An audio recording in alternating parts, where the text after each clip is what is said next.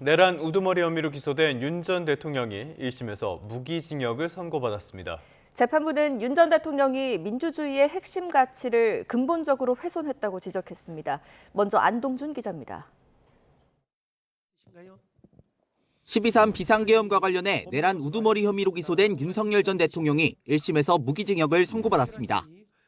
피고인 윤석열을 무기징역에 처합니다. 재판부는 비상계엄을 선포한 윤 전 대통령에게 내란죄가 성립된다고 판단했습니다. 원칙적으로 대통령의 비상계엄 선포 자체는 사법심사 대상이라고 보기 어렵지만 그 목적이 헌법기관의 기능을 상당 기간 저지하거나 마비시키는 등 계엄 선포로 할 수 없는 권한의 행사라면 국헌문란 목적 내란죄가 성립할 수 있다는 겁니다. 내란죄 구성 요건 가운데 하나인 폭동이 있었다는 사실 역시 인정했습니다. 국회와 선관위 등이 위치한 서울과 수도권 등의 평원을 해야 할 정도의 위력이 있었다고 봄이 상당하다고 판단했습니다. 재판부는 윤 전 대통령을 비롯한 피고인들의 내란 행위가 민주주의의 핵심 가치를 근본적으로 훼손했다는 점에서 비난의 여지가 크다고 지적했습니다. 윤 전 대통령 측은 재판은 정해진 결론을 위한 요식행위였고 한낱 쇼에 불과했다며 즉각 반발했습니다. 사형을 구형했던 내란특검 측은 양형 부분에 상당한 아쉬움이 있었다며 항소를 예고했습니다. 무기징역을 선고받은 윤 전 대통령 12.3 비상계엄 선포 443일 만에 법의 심판을 받았습니다. YTN 안동준입니다. 1심 재판부는 윤 전 대통령의 비상계엄 선포로 대한민국의 평온이 저해됐다고 판단했습니다. 경고성 계엄은커녕 국회와 선관위에 계엄군을 보낸 행위 자체가 폭동이라고 지적했습니다. 권민석 기자입니다. 재작년 12월 3일 밤 비상계엄 선포 후 국회와 중앙선거관리위원회엔 무장 계엄군이 들이닥쳤습니다. 국회 진입 과정에선 시민들과 격한 몸싸움도 벌어졌는데 윤석열 전 대통령은 질서 유지를 위해서였다고 강변했습니다. 국회에 질서 유지 병력을 투입하고 선관위에 보안 점검 인력을 투입한 것이 계엄 선포에 수반한 후속 조치입니다. 딱 두 가지 했습니다. 1심 재판부는 그러나 윤 전 대통령이 군대를 보내 폭동을 일으킨 사실이 인정된다고 못 박았습니다. 폭동은 가장 넓은 의미의 폭행이나 협박으로 군이 무장 상태로 국회로 출동하는 자체가 폭동에 해당한다고 강조했습니다. 헬기를 타거나 담을 넘어 국회 경내로 진입한 행위는 물론 주요 인사 체포를 위해 장비를 갖추고 움직인 것까지 변명의 여지가 없다는 겁니다. 심지어 체포를 위해서 장구를 갖추고 다수가 차량을 이용해서 국회로 출동하는 행위 자체 등 대부분의 행위가 모두 폭동에 포섭이 된다는 것이 이 법원의 판단입니다. 특히 계엄 선포부터 계엄군 투입, 체포조 운영 등 일련의 조치가 넓게는 대한민국 전역, 적어도 서울과 수도권의 평온을 해할 위력이 충분했다고 질타했습니다. 또 윤 전 대통령이 일일이 관여하지 않은 폭동 행위가 있어 다소 억울하더라도 전체에 대한 내란죄 책임을 져야 한다는 게 대법원 판례라고 적시했습니다. YTN 권민석입니다. 재판부는 윤 전 대통령이 비상계엄을 선포한 것 자체는 사법심사의 대상이 아니라고 판단했습니다. 그렇지만 계엄 선포가 국회 권한을 침해할 목적이었다면 내란죄는 성립한다고 결론 내렸습니다. 염혜원 기자입니다. 윤석열 전 대통령은 줄곧 계엄 선포는 고도의 정치적 행위로 사법심사의 대상이 될 수 없다고 주장해왔습니다. 재판부도 원칙적으로는 그렇다고 봤습니다.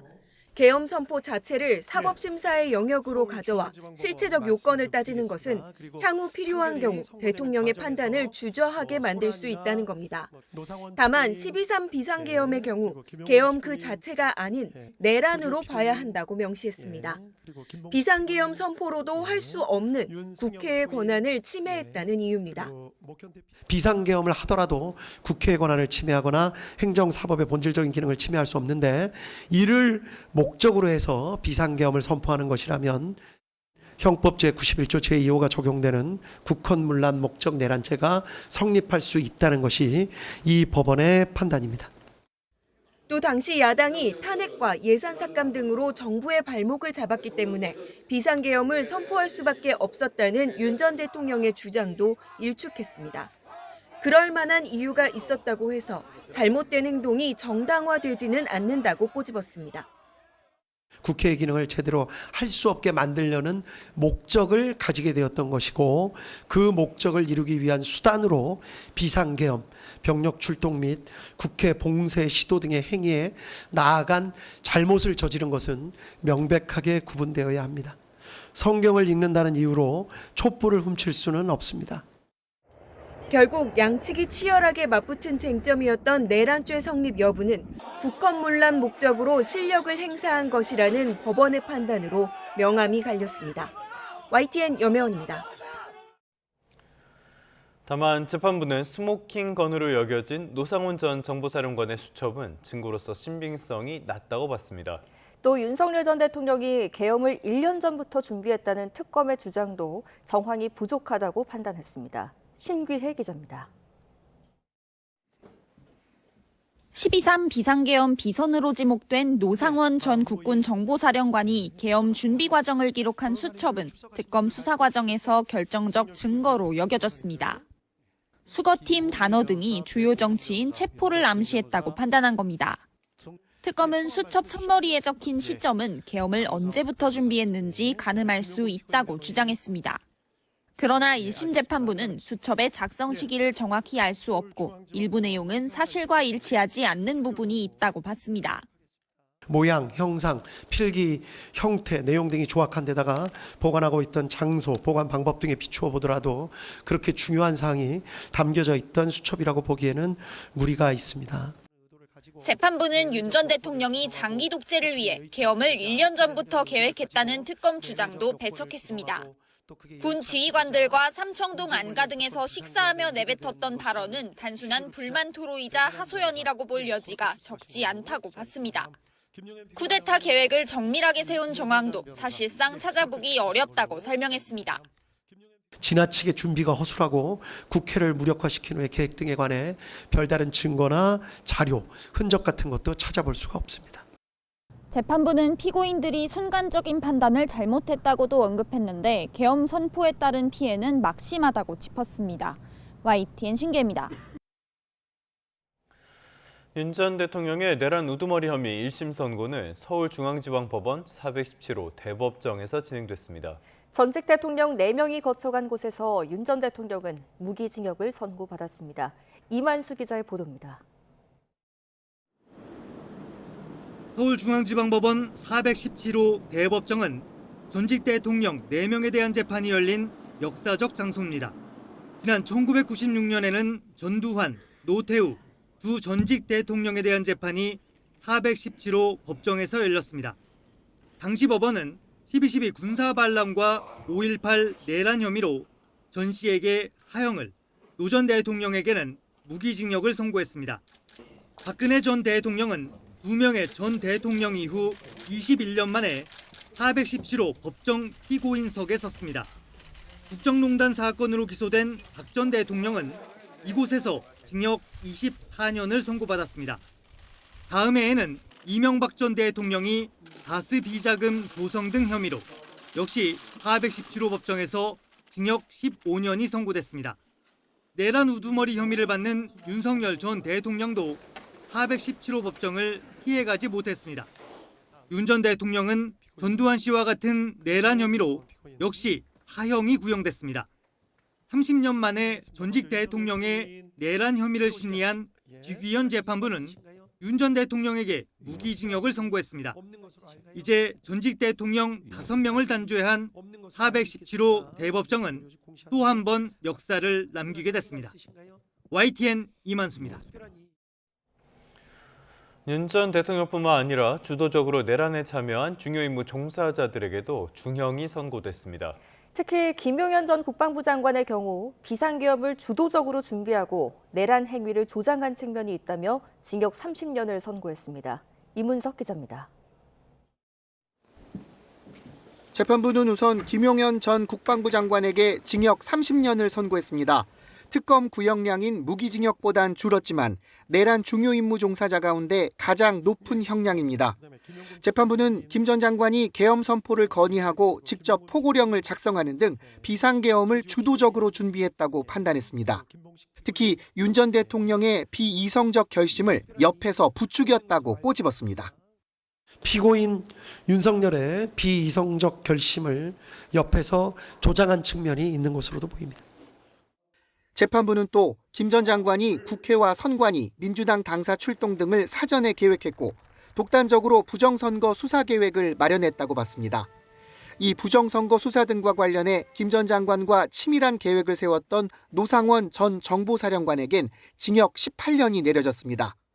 재판부는 노 전 정보사령관이 민간인인데도 자신의 영향력을 과시하는 방법으로 많은 사람들을 끌어들여 피해를 주었다고 지적했습니다. 다만 별개 재판이 진행 중인 점과 군 투입과 관련한 폭동에 참여하지 않은 점을 양형에 참작했다고 설명했습니다. YTN 이문석입니다. 이렇게 1심에서 징역 30년을 선고받은 김용현 전 국방부 장관이 선고 당일 1심 판결에 불복해 항소했습니다. 김 전 장관 측은 어제 선고 이후 서울중앙지방법원에 항소장을 제출했습니다. 1심 재판부가 윤 전 대통령의 무기징역을 선고한 뒤 법력권은 크게 반발했습니다. 더불어민주당은 사형이 아닌 무기징역은 비체혁명에 대한 명백한 후퇴라며 특검에 조속한 항소를 촉구했습니다. 먼저 황보혜경 기자입니다. 1심 선고가 예정된 날 민주당은 아침부터 법정 최고형을 외쳤습니다. 정청래 대표는 윤석열 내란 우두머리에게 사형이 선고돼야 한다며 국민이 조이대 사법부로 진격하는 일이 없길 바란다는 뼈있는 경고를 SNS에 남겼습니다. 당 지도부는 선고 생중계를 함께 지켜봤고 윤 전 대통령에게 무기징역이 내려지자 곧바로 긴급 최고위원회의를 열었습니다. 굳은 얼굴로 등장한 정청래 대표는 나라의 근간을 뒤흔든 내란 수괴에게 법정 최저형을 내린 건 사법정의를 흔든 행위라며 지기현 재판장을 콕 집어 비판했습니다. 지기현 재판부가 이런 판결을 내린 거에 대해서 매우 유감스럽게 생각합니다. 비체혁명에 대한 명백한 후퇴라고 생각합니다. 재판부가 감경 사유로 든 계획 대부분이 실패로 끝났다는 점과 전과가 없고 고령이란 판단 역시 이미 이진관 재판부에서 탄핵된 논리라고 반박했습니다. 이른바 노상원 수첩을 핵심 증거로 인정하지 않은 데 대해서도 수첩 내용이 현실이 됐다면 자신과 이재명 대통령은 이 세상에 없었을 거라고 반발했습니다. 이 메시지를 읽을 수가 없게 되었습니다. 윤석열이 내란 혐의로 사형을 선고받았습니다. 사필 규정의 판결입니다. 우원식 국회의장은 12.3 비상계엄이 내란이란 법적 판단이 거듭 확인됐다고 평가하면서도 선고 결과에는 아쉬움을 감추지 않았습니다. 내란 실패의 원인이 준비가 제대로 되지 못해서가 아니라 국회와 국민이 힘을 합쳐 저항하고 막았기 때문입니다. 조국혁신당 조국 대표는 윤 전 대통령에 대한 단죄가 이뤄졌다는 데 의미를 부여했지만 법여권은 미완의 단죄이자 명백한 봐주기 판결이라고 평가절하했습니다. 민주당은 특검에 즉각적인 항소를 촉구하면서 2차 종합특검의 철저한 수사를 당부했습니다. 이번 판결을 계기로 사법개혁과 내란범 사면 금지를 위한 입법에도 더욱 속도를 내는 모습입니다. YTN 황보혜경입니다. 윤 전 대통령의 1심 선고에도 국민의힘 장동혁 대표는 특별한 입장을 내지 않고 침묵했습니다. 대신 송원석 원내대표가 책임을 통감한다고 밝혔는데 당 안팎에서는 윤 전 대통령과 단절을 요구하는 목소리가 볼물트 터지듯 쏟아졌습니다. 김철희 기자입니다. 내란 재판 1심 선고를 불과 6시간 남겨두고 열린 국민의힘 최고위원 회의. 이재명 정부 비판이 줄을 이룬 가운데 재판을 입에 올린 건 김민수 최고위원이 유일했습니다. 내란이라는 중대한 제명을 적용하는 과정에서 법리적 비약과 정치적 해석이 개입된 것은 아닌지. 이어진 비공개 회의에서도 재판 대응 대신 공천관리위원회 구성과 당명 개정 등 지방선거 관련 논의만 오간 것으로 전해졌습니다. 윤 전 대통령에게 무기징역이라는 중형이 선고된 뒤에도 장동혁 대표는 두문 불출 침묵했고 송원석 원내대표만이 짤막한 SNS 글로 입장을 가름했습니다. 국민의힘이 배출한 전직 대통령의 유죄 판결에 책임을 통감하고 당원과 국민에게 송구하다고 운을 뗀 뒤 헌정 질서를 위협하고 파괴하는 그 어떠한 세력과 행위와도 단호히 선을 긋겠다고 강조했습니다. 소극적인 지도부 대응과 달리 당내에서는 판결을 변화의 출발점으로 삼아야 한다는 이른바 절윤 요구가 폭발했습니다. 당내 소장파 모임 대안과 미래는 또 비상계엄을 사과한 뒤 지도부 변화를 촉구하고 나섰습니다. 윤어게인 세력과의 절연을 공식 선언하고 상응하는 행동을 보여주십시오. 배현진 의원에 대한 징계 처분을 취소해 주십시오. 오세훈 서울시장과 한동훈 전 대표 등도 절유는 피해갈 수 없는 보수의 길이다. 보수를 새롭게 재건해야 한다며 힘을 보탰습니다.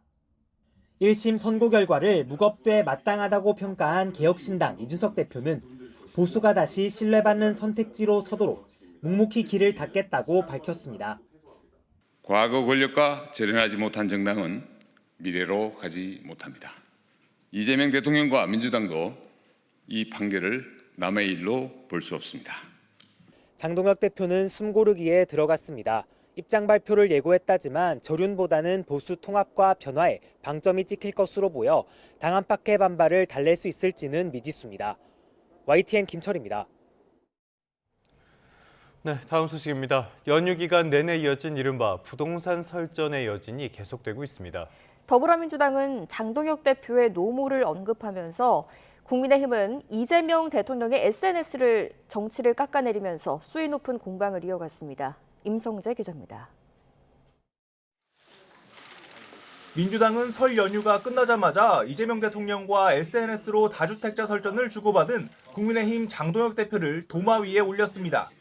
불효자는 운다고 한 장 대표를 겨냥해 울지 말고 공부나 해라, 다주택자 논란에 노모를 방패 삼는 것보니 실제 불효자라는 등 맹폭을 퍼부었습니다.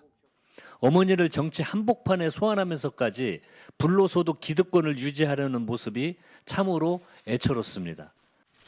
장동혁 대표도 앙금이 풀리지 않은 듯 이 대통령 SNS엔 온통 부동산뿐이라며 환율과 물가, 일자리 등 더 시급한 문제는 어디 갔느냐고 맞받았습니다.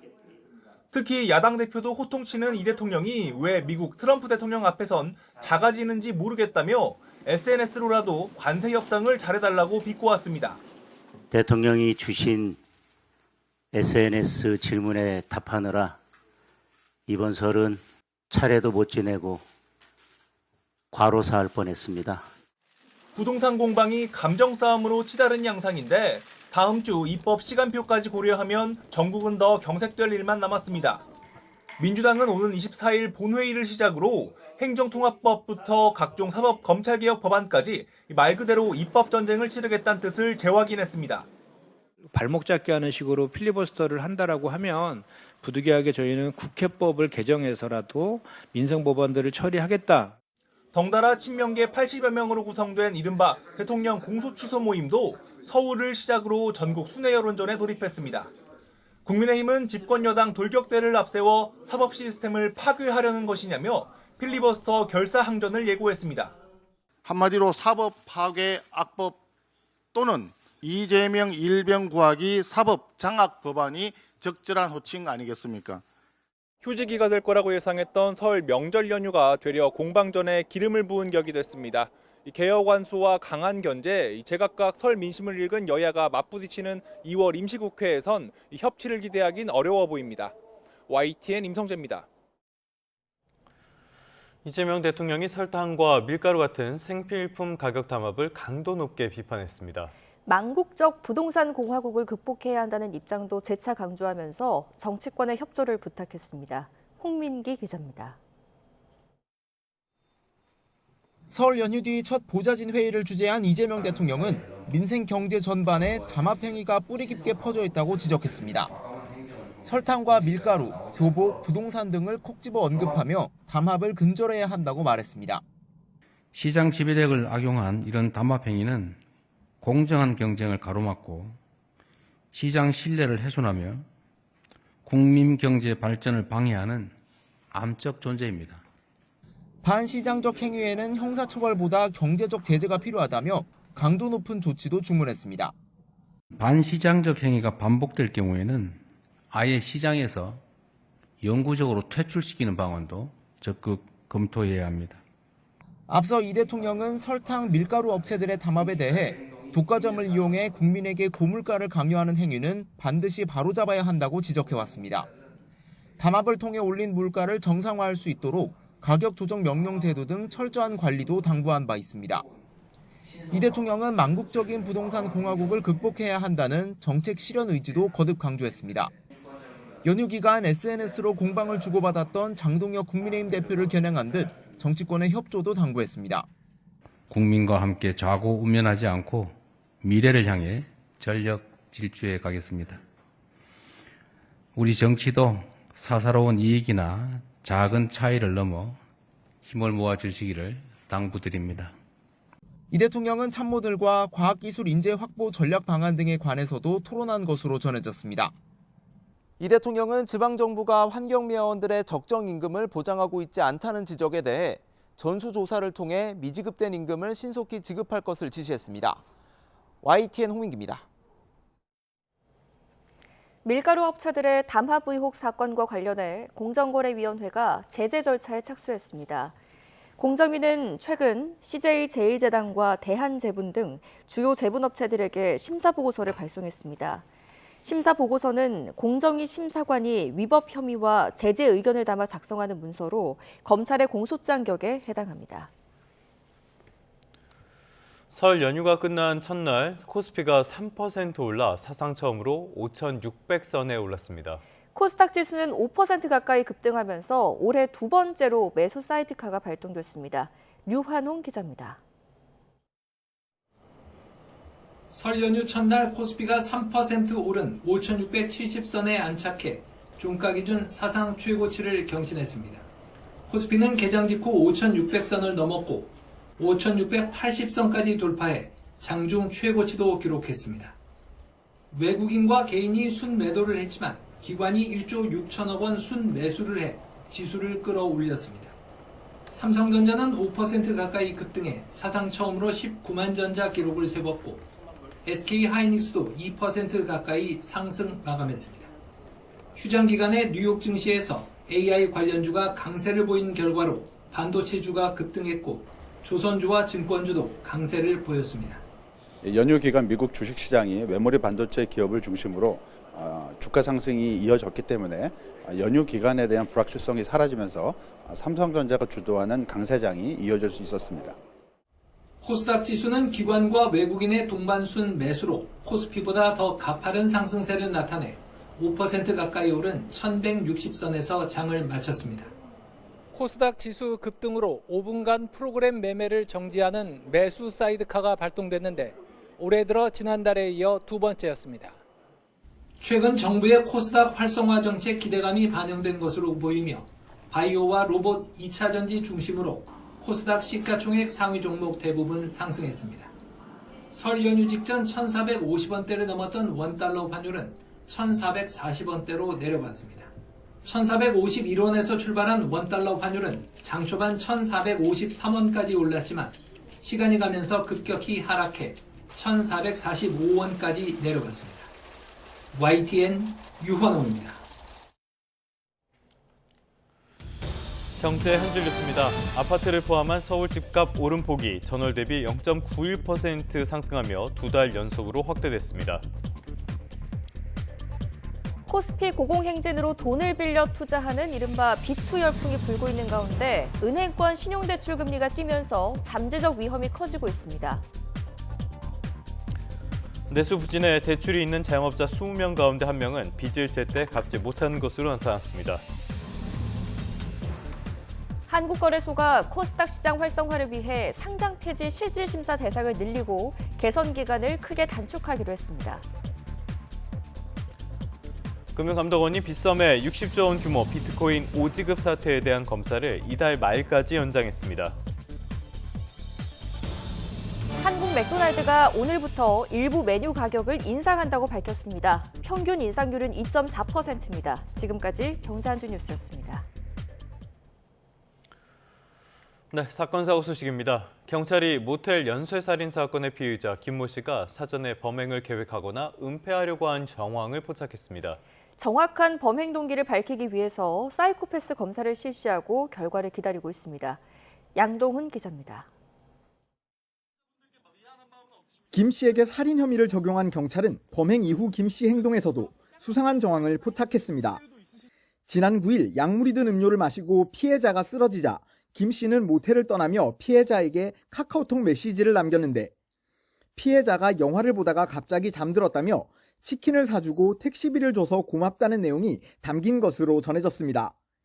김 씨는 지난달 숨진 다른 피해자에게도 잠만 자서 먼저 간다고 메시지를 남겼는데 경찰은 김 씨가 마치 별일 없었던 것처럼 메시지를 남겨 자신의 범행을 숨기고 합리화하려 한 것으로 보고 있습니다. 김 씨는 또 모텔에 갈 때 약을 탄 음료와 타지 않은 음료를 준비해 간 뒤 범행 후 약이 들었던 빈병만 챙겨 나온 것으로 조사됐습니다. 경찰은 이런 행동을 바탕으로 김 씨가 사전에 범행을 계획하고 은폐를 시도한 건 아닌지 의심하고 있습니다. 경찰은 김 씨의 범행 수법이 일반적이지 않은 데다 진술도 비합리적이라고 보고 사이코패스 검사를 진행했는데 결과는 이르면 다음 주쯤 나올 전망입니다. 전혀 합리적인 이유가 없는 그런 반사회적인 혹은 사이코적인 그런 성향 때문에 발생한 거다 그러면은 죄질 역시 나쁘게 평가를 받을 거고. 경찰은 김 씨에게 피해를 입은 남성이 더 없는지에 대해서도 수사를 이어가고 있습니다. YTN 양동훈입니다. 경찰이 이 피의자 김모 씨의 살인죄를 적용해 구속 송치했습니다. YTN 취재 결과 서울 강북경찰서는 압수한 김 씨의 휴대전화를 포렌식해 수면제 과량 복용, 음주 후 복용하면 어떻게 되는지 등을 생성형 AI 프로그램에 검색한 기록을 확보했습니다. 김 씨는 지난해 12월 최초 범행 이후로 피해 남성이 의식불명에 빠졌던 시점 이후에 이러한 내용을 검색한 것으로 확인됐는데 당시에 챗GPT가 김 씨에게 수면제 복용 시 사망에 이를 수 있다고 답변했는데도 추가 범행을 계속한 것으로 조사됐습니다. 경찰은 이러한 조사 결과 등을 토대로 김 씨가 남성들이 숨질 가능성이 있다는 것을 충분히 알고 있음에도 범행을 했다고 보고 최초 입건 당시에 적용했던 상해치사 혐의를 살인 혐의로 바꿔서 송치했습니다. 광주에 있는 아파트에 한 남성이 침입한 뒤 흉기를 휘둘러 50대 남녀가 크게 다쳤습니다. 사귀다가 헤어진 여성의 집에 몰래 들어가서 귀가할 때까지 기다렸다가 범행을 저지른 것이었습니다. 범행 이후에는 아파트 계단에서 숨어 있다가 3시간 만에 경찰에 붙잡혔습니다. 나현호 기자입니다. 엘리베이터에서 쓰러진 채 발견된 남성이 들것에 실려 나갑니다. 긴급 출동한 경찰은 또 다른 남성을 계단에서 붙잡아 연행합니다. 광주 서구에 있는 아파트에서 흉기 난동이 벌어진 건 새벽 2시 반쯤. 폴스랑 쳐져 있고 문에 붙잡고 있어. 성취됐죠. 사정으로 봐서 뭔 일이 있을 것 같다. 50대 피의자는 아파트 방범창을 뜯고 침입해 집 안에서 피해자를 기다리고 있었습니다. 그러고는 새벽 시간에 50대 남녀가 집에 들어오자 흉기를 휘두른 것으로 조사됐습니다. 흉기에 배를 여러 차례 찔린 남성은 중태에 빠졌습니다. 피해자는 신고를 받고 출동한 경찰을 피해 아파트 안에서 3시간 동안 숨어 다니다가 긴급 체포됐습니다. 범행이 벌어진 곳은 피의자와 교제하다가 얼마 전 헤어진 여성의 집이었습니다. 경찰은 이 여성이 자신과 헤어진 뒤 다른 남성을 만나는 것에 앙심을 품고 범행한 것으로 보고 있습니다. 작년 연말에 한 달 정도 사귀었는데 그 이후에 헤어졌는데 헤어지는 과정이 뭔가 매끄럽지 않게 헤어진 것으로 보입니다. 경찰은 피의자가 흉기 등을 미리 챙겨가는 등 계획적으로 범행을 저질렀다는데 무게를 두고 구속영장을 신청할 방침입니다. YTN 나연호입니다.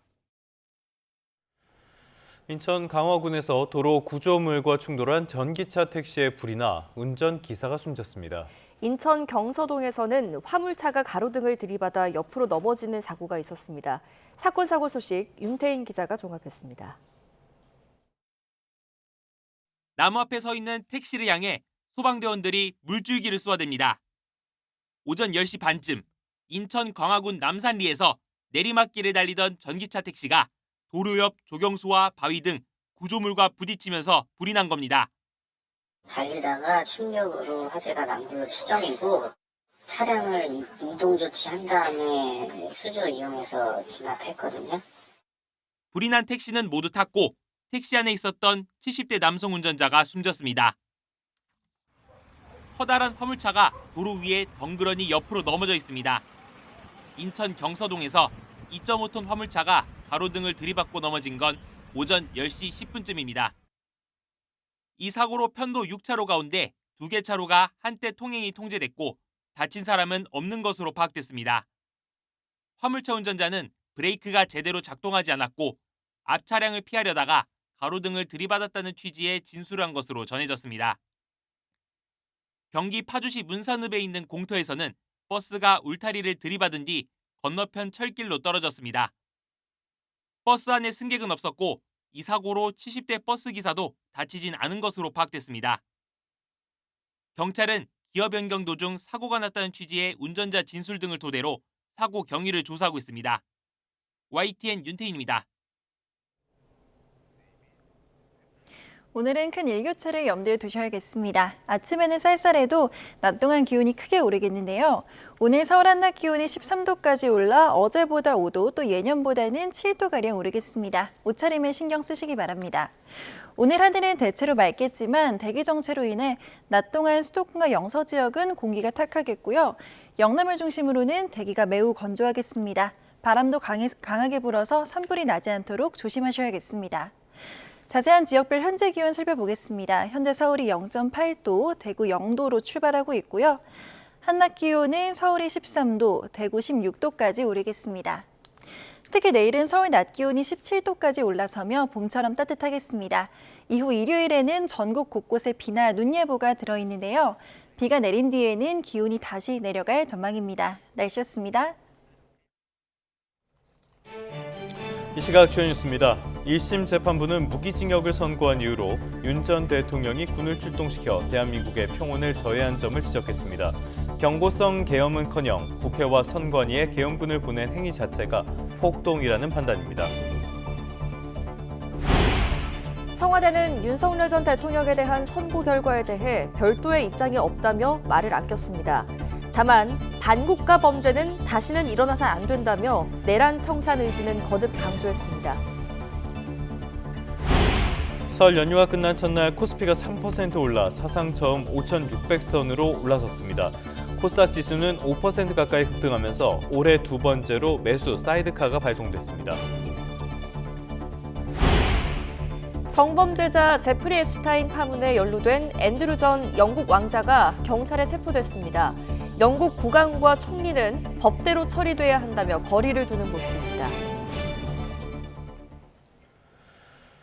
네, 주요 뉴스부터 다시 하나하나 살펴보겠습니다. 비상계엄이 선포된 지 443일, 1년 2개월 만에 윤 전 대통령이 내란 우두머리 혐의 1심에서 무기징역을 선고받았습니다. 그동안 체포영장 집행부터 탄핵심판 파면, 그리고 재구속 과정까지 거쳤는데요. 한동호 기자가 정리했습니다. 재작년 12월 3일 밤 윤석열 전 대통령은 느닷없이 비상계엄을 선포했습니다. 전두환 이후 45년 만이었습니다. 거대 야당이 입법을 독재해 국정이 마비됐다는 납득할 수 없는 이유를 들었습니다. 파렴치한 종북 반국가 세력들을 일거에 척결하고 자유 헌정 질서를 지키기 위해 국회에서 추진된 대통령 탄핵안은 여당 반대로 한 차례 부결됐지만 계엄 선포 열흘이 지나며 통과됐고 검찰, 경찰, 고위공직자범죄수사처는 동시다발 수사에 착수했습니다. 수사든 탄핵이든 당당히 맞서겠다던 윤 전 대통령은 그러나 관저에서 버티기에 들어갔습니다. 공수처와 경찰의 사상 최초 현직 대통령 체포 작전은 물리적 충돌까지 빚어졌고 결국 체포됐습니다. 공수처가 구속영장을 청구하면서 윤 전 대통령은 서울구치소에 수감됐는데 헌법재판소 탄핵심판에선 계엄 당시 실제로 아무 일도 일어나지 않았다고 주장했습니다. 마치 어떤 호수 위에 떠 있는 달 그림자 같은 거를 쫓아가는 그런 느낌을 좀 많이 받았고요. 하지만 헌법재판소는 12.3 계엄 선포가 위헌, 위법하다고 판단하고 윤 전 대통령에 대해 탄핵 선고를 내렸습니다. 조기 대선 뒤엔 내란, 김건희, 최상병 특검이 잇따라 출범했습니다. 구속 취소 결정으로 한동안 풀려나 있던 윤 전 대통령을 향한 특검 수사도 본격화했고 결국 다시 구속됐습니다. 오늘 두 번째 구속 심사 받으셨는데 심경 어떠신가요? 오늘 직접 말씀하셨나요? 소명은 직접 하셨나요? 재구속 이후 4개월 동안 법정 출석을 거부했던 윤 전 대통령은 중요 증인이 나오기 시작하면서 다시 모습을 드러냈지만 재판 내내 계엄의 정당성을 재차 주장했습니다. 계엄 선포부터 내란 우두머리 혐의 1심 무기징역 선고까지 꼬박 443일이 걸렸습니다. 12.3 계엄이 내란에 해당한다는 법원의 판단이 내려지면서 윤 전 대통령은 헌정사에 또 하나의 중대한 판결을 남기기로 했습니다. YTN 한동우입니다. 법원은 윤 전 대통령에게 무기징역을 선고하면서 영국의 찰스 1세가 반역죄로 처형됐던 사례를 언급했습니다. 대통령도 국민주권을 침해한다면 내란죄에 처할 수 있다는 점을 부각한 것으로 해석됩니다. 김다현 기자입니다.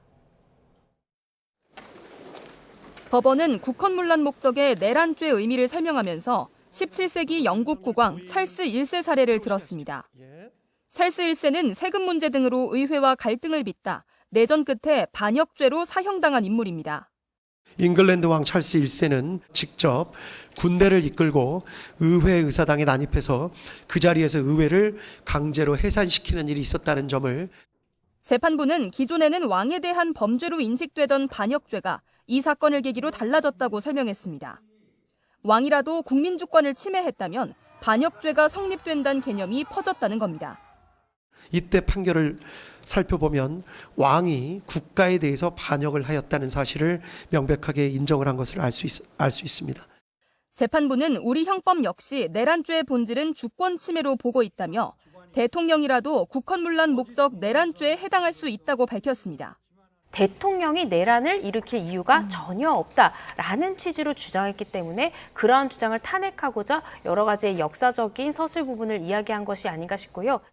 재판부는 로마 시대부터 시작해 중세, 영국 사례까지 언급하며 반역과 내란의 의미 변천을 짚었는데 내란죄는 상대적으로 참고할 판례가 많지 않은 만큼 역사적 흐름을 통해 논증한 것으로도 풀이됩니다. YTN 김다현입니다.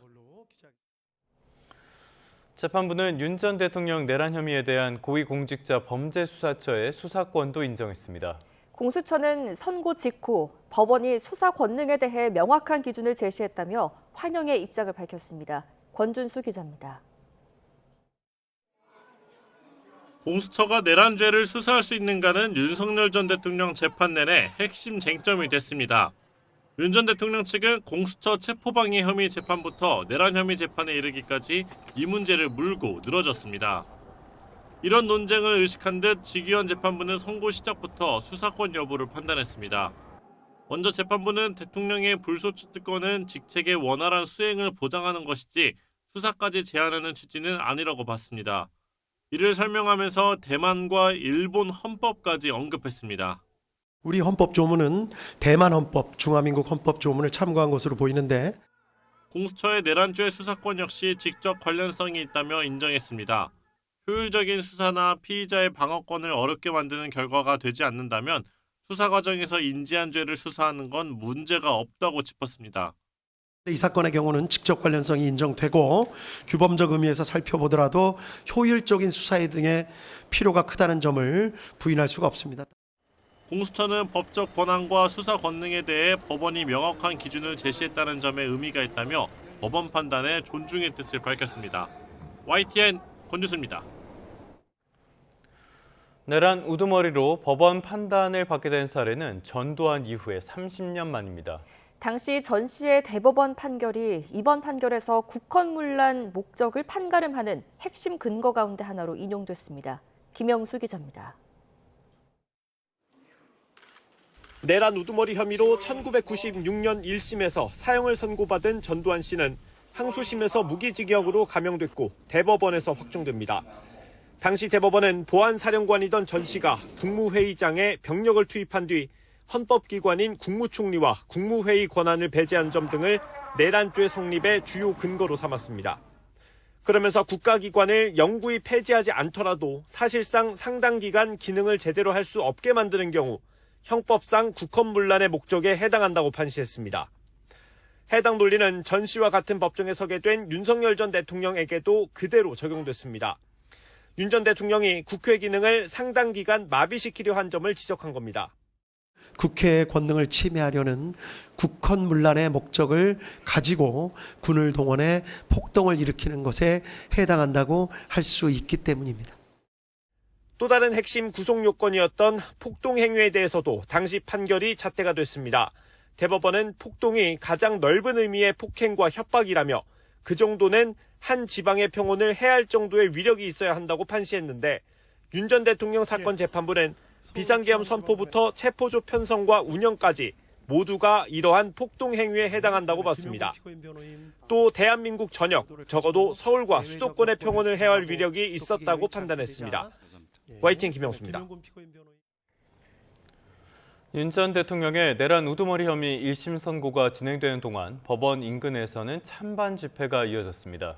무기징역이 선고되자 한편에서는 정치적 재판이라는 비난과 탄식이, 또 다른 한편에서는 환호성과 함께 아쉽다는 목소리도 나왔습니다. 정현우 기자입니다. 윤석열 전 대통령의 내란 우두머리 혐의 1심 선고를 앞둔 법원 주변은 이른 시간부터 긴장감이 감돌았습니다. 응원과 규탄 집회를 경찰이 차벽으로 분리했지만 양측 참가자들 사이에선 언쟁이 오갔습니다.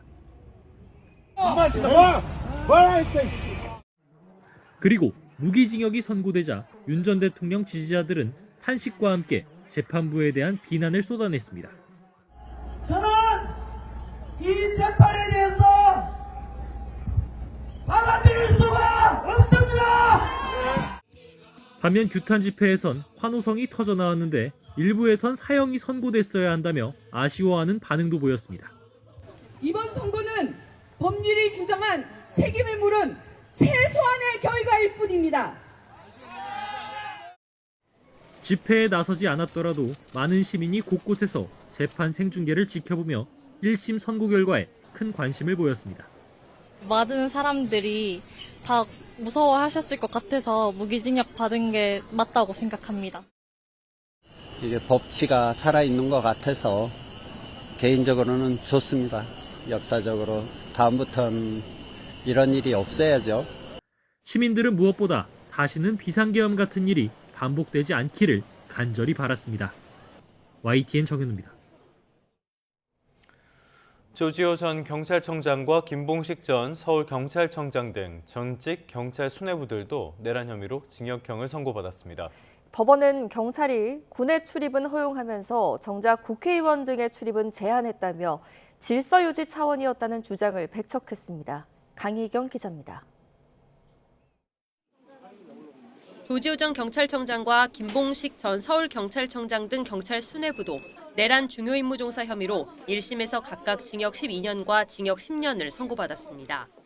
법원은 두 사람이 비상계엄 선포 전 군을 국회에 투입할 예정이라는 사실을 알았고 특히 조 전 청장은 체포 계획까지 인지했다고 판단했습니다.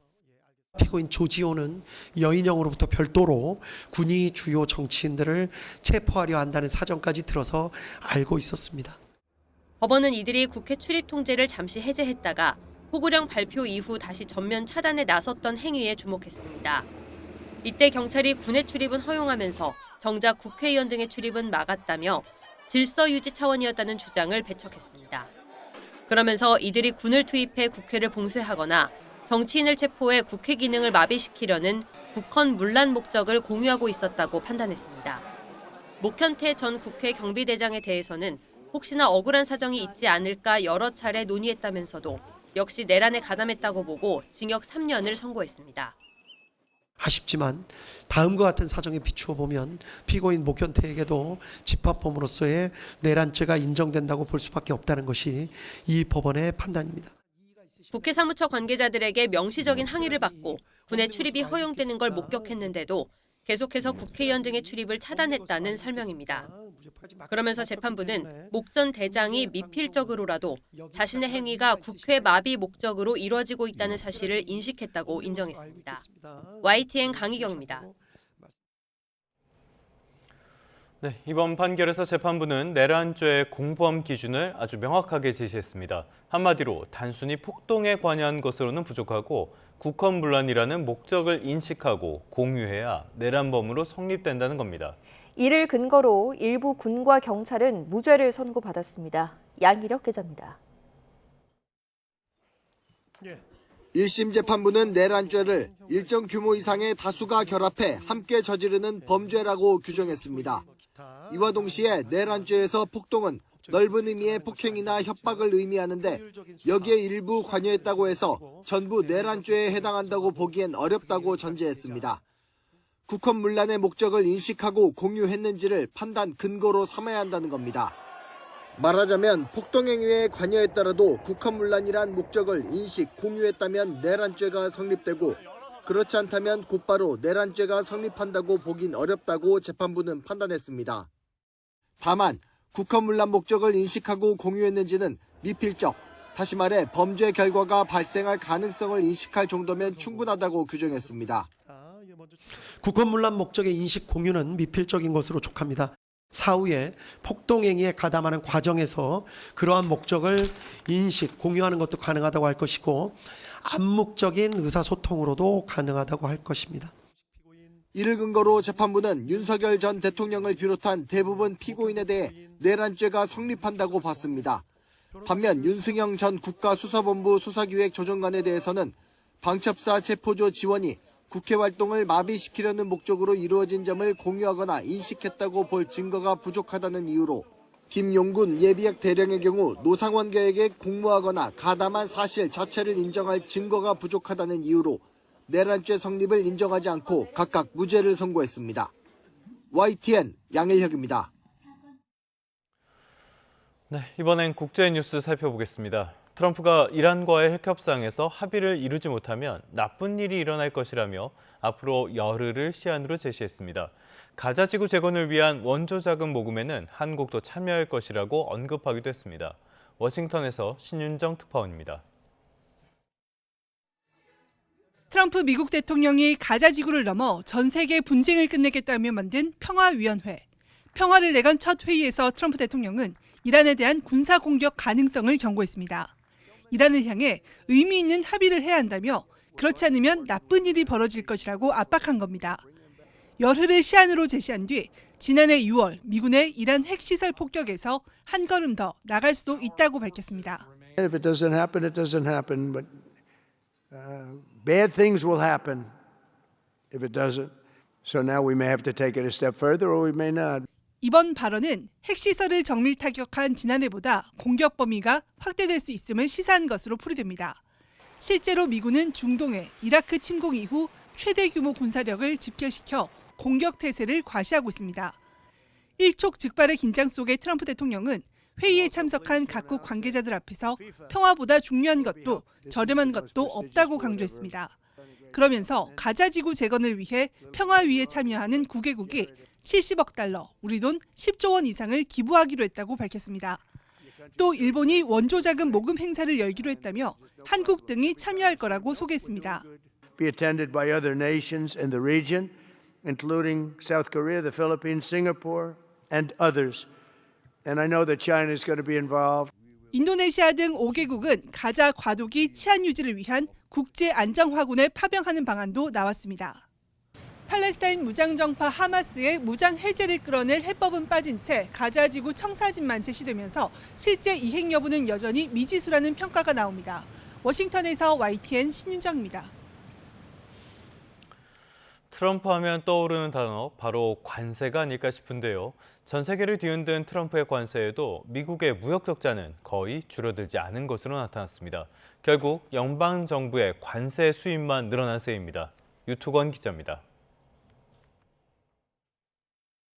지난해 미국의 무역 적자는 9,015억 달러, 트럼프 대통령이 취임하기 전인 2024년보다 21억 달러, 0.2% 줄어드는 데 그쳤습니다. 수출이 6.2%나 증가했지만 수입 역시 비슷한 규모로 늘어났습니다. 특히 관세 정책에 직접적 영향을 받는 상품 부문의 경우 1조 2천억 달러가 넘는 적자를 내 사상 최대치를 경신했습니다. 대신 서비스 부문 흑자 폭이 커 간신히 상품 부문에 적자를 메웠습니다. 무역 불균형 해소를 명분으로 내건 트럼프 대통령의 무차별 관세 전쟁이 집권 첫 해엔 목적을 달성하는 데 실패한 겁니다. Now, the president imposed these sweeping tariffs by declaring an economic emergency with the goal of reducing the trade imbalance. But what happened last year is the trade imbalance on goods actually increased by about $25 billion. 전체 무역 적자 규모는 거의 그대로였지만 국가별 교역량에는 의미 있는 변화가 있었습니다. 중국에 대한 무역 적자는 934억 달러나 줄어 2004년 이후 가장 적었습니다. 이런 중국의 빈자리는 타이완과 베트남, 멕시코가 차지했습니다. 특히 미국 첨단 기업들의 인공지능 투자 열풍 속에 반도체 수입이 늘면서 타이완에 대한 적자는 2배로 뛰었습니다. 한국에 대한 무역 적자는 564억 달러로 100억 달러 정도 줄어든 것으로 집계됐습니다. 하지만 지난해 상반기 미국 기업들이 대규모로 재고를 비축했고 관세 정책이 시행된 지 얼마 되지 않은 만큼 무역 구조의 변화 여부는 좀 더 지켜봐야 한다는 분석도 나옵니다. YTN 유튜관입니다. 애플이 아동 성착취물 유포를 고의로 방치했다는 의혹으로 미국 주정부에 피소됐습니다.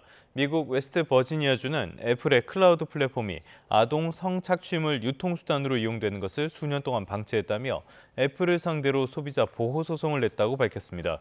정부 기관이 아동 성착취물 유포와 관련해 애플에 제기한 첫 번째 소송입니다.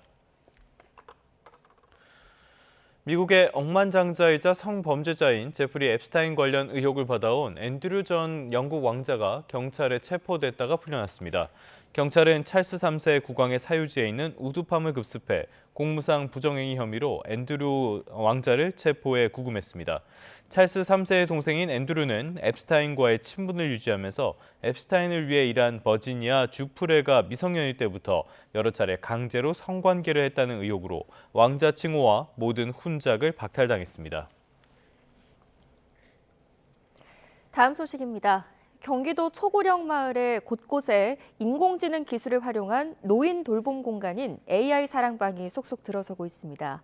고령층 건강관리와 또 정서 회복에 도움을 주는 돌봄 거점으로 주목받고 있다고 합니다. 최기성 기자입니다. AI를 활용해 다양한 활동을 할 수 있도록 조성한 AI 사랑방입니다. 한 어르신이 화면을 바쁘게 손으로 누르며 게임에 집중하고 있습니다. 어르신 엄청 빠르다. 손이 날아다니는데? 벌써 끝나. 다른 쪽에선 어르신과 AI가 바둑대국을 벌이는 중입니다.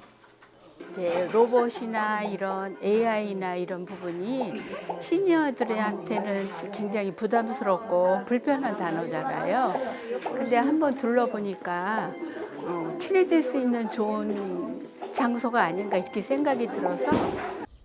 AI 사랑방은 2024년 포천시 관인면에 처음 생겼고 지난해 12월엔 양평군 양서면과 화성시 화산동에도 새로 문을 열었습니다. 포천 관인면은 전체 인구 가운데 절반 가까이가 65살 이상이고 다른 곳도 사정이 비슷한 초고령 마을입니다. 경기도는 이 밖에도 AI를 활용한 다양한 노인 돌봄 정책을 추진하고 있습니다. 대화를 나누거나 약 복용 시간 등을 알려주고 급할 땐 응급 호출이 가능한 AI 돌봄 로봇도 지원합니다. 그래도 내가 나갔다 오면은 텅 빈 방이 아니고 효돌이가 기다려주고 인사도 받을 수 있고 혼자가 아니라는 것을 이제 공감할 때가 행복해요. 도는 병원이 없거나 복지 인프라가 부족한 지역을 중심으로 AI 돌봄 사업을 확대할 계획입니다. 특히 포천시 AI 사랑방은 3,000여 명이 방문하여 AI와 디지털 기기를 이용한 인지력 향상, 신체활동 참여에 기여하고 있습니다. AI 기술이 고령화에 직면한 농어촌 마을의 든든한 사회 안전망으로 자리 잡아가고 있습니다. YTN 최기성입니다. 충북 오송을 세계적인 바이오메디컬 허브로 키우는 K-바이오스퀘어 사업이 첫 거점을 마련했습니다. 사업의 핵심 거점이 될 카이스트 바이오스퀘어가 문을 열고 본격적인 행보에 나선 겁니다. 이성우 기자입니다. 바이오와 AI, 기계공학 등이 경계 없이 뒤섞이는 융합 연구의 장인 K-바이오스퀘어 조성사업. 이 사업의 핵심 역할을 담당할 카이스트 바이오스퀘어가 충북 오송에 둥지를 틀었습니다. 그동안 구상 단계에만 머물렀던 세계적인 바이오 메디컬 단지 조성이 첫 발을 내디딘 겁니다. 우선 건물 1층을 카이스트 세미나실과 네트워킹 공간으로 활용하고 6월부터는 건물 전체를 새롭게 꾸며 강의실과 교수 연구실, 오픈랩 등을 갖출 계획입니다. 카이스트에 첨단 생명과학 관련한 대학원이 들어오게 됩니다.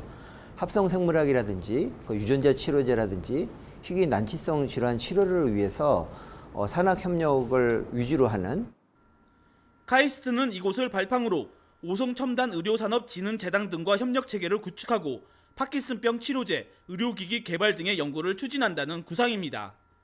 충청북도도 이것을 캠퍼스타운과 임상병원, 연구개발단지로 있는 3대 축으로 키우겠다고 강조했습니다.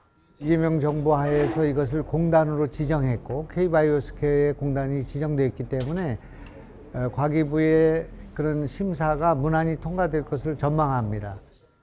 지역 정치권도 신속한 예산 확보와 인프라 구축을 위해 정부를 적극 독려하겠다는 방침입니다.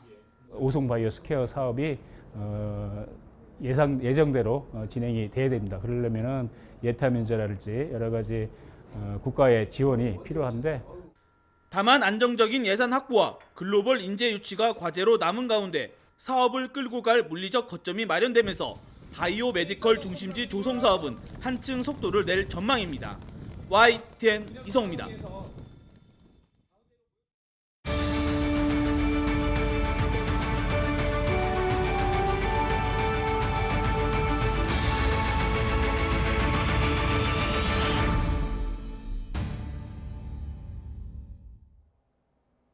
스포츠 뉴스입니다. 여자 컬링 대표팀이 이번 동계올림픽 예선 마지막 경기에서 세계 랭킹 2위 캐나다에 져 준결승 진출에 실패했습니다.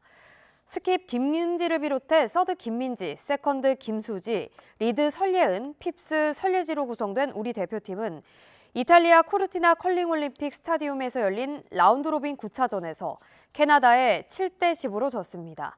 앞서 우리 대표팀은 일본과 중국을 잇따라 꺾고 세계 랭킹 1위 스웨덴까지 완파했지만 예선 최종전에서 캐나다의 벽을 넘지 못했습니다.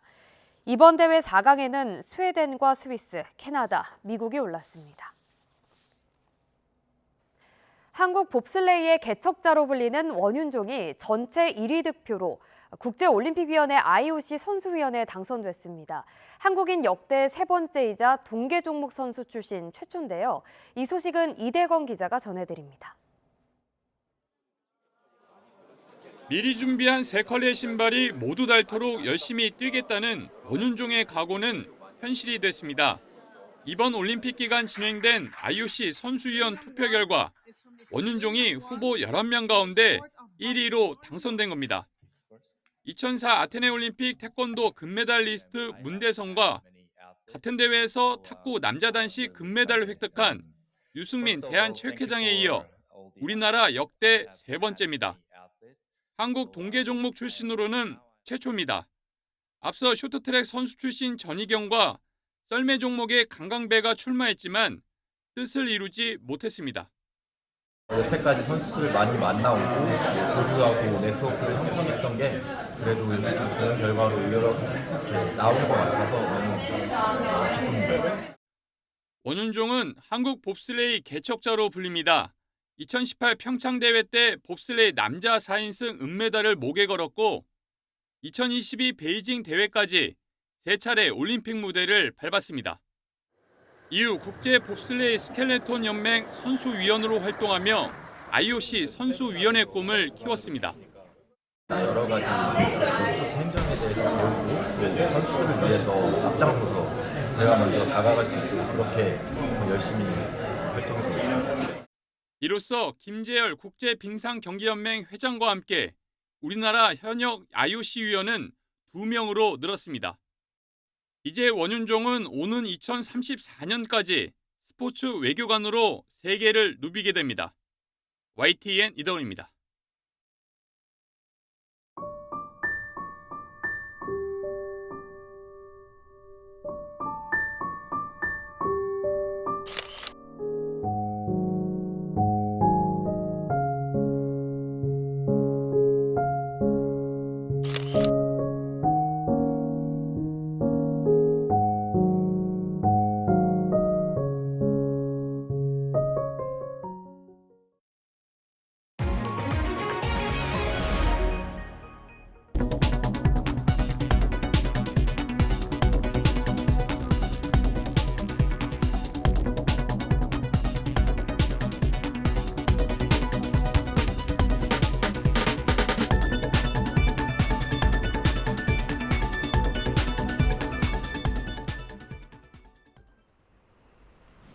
오늘 나오실 때는 큰 일교차를 염두에 두셔야겠습니다.